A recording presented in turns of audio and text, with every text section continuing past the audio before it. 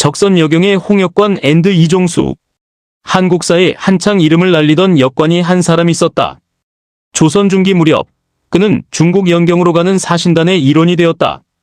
연경으로 가는 길의 중간 기착지인 통주에서 하루 머무르게 되었는데 저녁 무렵 청루에 들러 여인을 청했다. 그런데 막상 보니 비용이 만만치 않았다. 300금이라고 했다. 그가 가지고 있던 것을 헤아려 보니 현금 200금과 인삼 100금어치였다. 인삼은 팔아야 현금이 되는 물건이었지만 그것까지 모두 내어 대금을 치렀다. 술자리에 나온 이는 뜻밖에도 소복 차림의 가냘픈 소녀였다. 이팔 청춘 16이라 했다.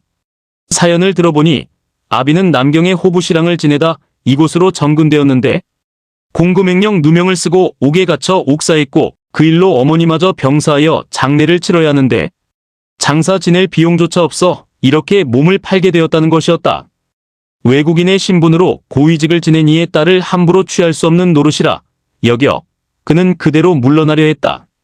소녀가 굳이 이름을 묻기에 그저 홍역관이라고만 알려주었다. 본래 이름은 홍순원이었다. 평소에도 의로운 인물로 이름이 높았으나 비록 중인 출신 역관의 신분이었지만 나라를 위해 애쓴 일들이 훗날 큰 공을 세우는 밑거름이 되었다. 이 일이 있은 후 문제는 통역관의 신분으로 공금을 횡령해 여인의 몸값을 치러준 일이었다. 큰일이 아닐 수 없었다. 귀국한 홍역관은 결국 공금횡령죄로 옥고를 치르게 되었다.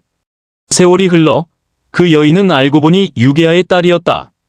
어느 날 그녀는 아버지의 친구였던 석성에게 하직 인사를 드리러 갔는데 마침 석성의 부인이 병을 앓고 있었다. 그녀는 그 자리에 머물며 정성껏 병 수발을 들었다. 그러나 부인은 끝내 병사하고 말았다. 친구의 딸이 보여준 지극한 정성을 지켜본 석성은 그녀를 계비로 맞아들였다. 그녀는 매일 비단을 짜면서 그 위에 보온단이라는 글자를 수놓았다. 석성이 그 이유를 물으니 비로소 지난 사연이 모두 드러나게 되었다. 다시 세월이 흘러 홍역관은 복권이 되어 사신으로 가게 되었다. 1584년 종계변무사 지천 황정옥을 따라 통역관으로 중국에 가게 된 데에는 이런 사정이 얽혀 있었다. 조선이 건국된 이후 200여 년 동안 종계변무 문제로 곤욕을 치르고 있었다. 조선의 시조 이성계가 대명회전과 명나라 실록 등의 이인임의 아들로 잘못 기록되어 있었는데 이를 이자춘의 아들로 바로잡아야 한다는 것이 사신의 임무였다. 이는 일종의 최후 통첩이나 다름없어 이번에도 해결하지 못하면 목숨을 내놓아야 할 각오를 해야 하는 상황이었다. 이런 임무를 띠고 홍역관이 중국에 당도했다. 석성 내외에게는 평생 잊지 못할 은인이자 학수고대하던 인물이 바로 그였다. 석성의 부인은 직접 나와 홍역관에게 큰 절을 올렸다고 한다. 이로써 결초보온이 이루어진 셈이었다. 마침 종계변무 문제도 석성이 예부시랑 외무부 차관으로 있었기에 어렵지 않게 해결의 실마리를 찾을 수 있었다. 그는 비단 100피를 선물로 받았다. 목숨을 잃을 뻔했던 일이 전화위복이 되어 종계변무를 해결한 공으로 광국공신 2등 당릉군에 봉해졌다. 공금횡령으로 옥고까지 치렀던 적선의 공이 비로소 보답을 받은 것이었다. 다시 세월이 흘러 이번에는 일본의 침략으로 임진왜란이 발발했다. 전국이 전쟁터가 되고 나라는 누란의 위기에 빠졌다. 해전에서는 이순신 장군이 나라를 지켜내고 있었지만 육지에서는 파죽지세로 밀려나는 형국이었다. 명나라에 긴급히 원군을 요청해야 했고 이번에도 홍역관이 가게 되었다. 그때 석성은 병부상서가 되어 있었다. 그 덕분에 명나라의 원군은 비교적 쉽게 지원받을 수 있었고 홍역관의 이름은 다시 한번 세상에 알려지게 되었다. 이를 두고 적선지가 필요여경이라 하는 것인지도 모르겠다. 선을 쌓고 덕을 베푼 집에는 언제나 경사가 따른다는 뜻이다. 한 사람의 적선이 두고두고 나라의 큰일을 이루는 원동력이 된 셈이었다. 임진왜란이 끝나던 1598년 홍역관도 세상을 떠났다. 그의 이야기는 훗날 소설로 각색되어 이장백전의 근간이 되기도 했다.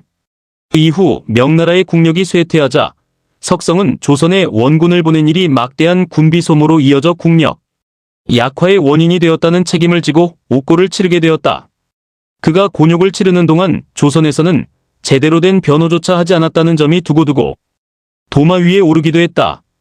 그토록 조선을 위해 백방으로 애쓰고 지원을 아끼지 않았던 인물이었건만 위기에 처하자 모두가 외면하고 만 셈이었다. 결국 석성은 옥사했고 그의 부인과 아들은 조선으로 건너왔다. 그들이 정착한 곳이 황해도 해주였고 그 아들은 해주 석시의 시조가 되었다. 또 다른 둘째 아들은 백길로 남쪽으로 내려가 경북 성주에 자리를 잡았고 성주 석시의 시조가 되었다. 홍역관은 본래 서자 출신이었다고 한다. 그럼에도 중국어를 익혀 역관으로서 이름을 드높인 훌륭한 업적을 이룬 인물이었다. 한때는 아무런 대가도 받지 못하고 300금을 헛되이 날린 사람으로 오해받을 수도 있었으나 그 일이 훗날 더 큰 보은과 화답으로 돌아와 길이 빛나는 공운의 밑거름이 되었다. 남양 홍씨 가문을 빛낸 인물이었지만 그의 공적은 1920년대에 이르러서야 비로소 빛을 보기 시작했다고 한다. 정인보 선생이 백방으로 노력한 끝에 그의 행적이 비로소 소상히 드러나게 된 것이다. 적선여경은 늘 마음에 새기고 실천하는 데에서 기쁨을 얻게 되는 가치일 것이다. 3대에 걸쳐 적선한 집은 남양집을 얻는다는 말도 있다. 인간사에서 선을 행하고 덕을 쌓은 이에게는 언제나 복이 함께한다는 것을 보여주는 한편의 전설 같은 이야기다.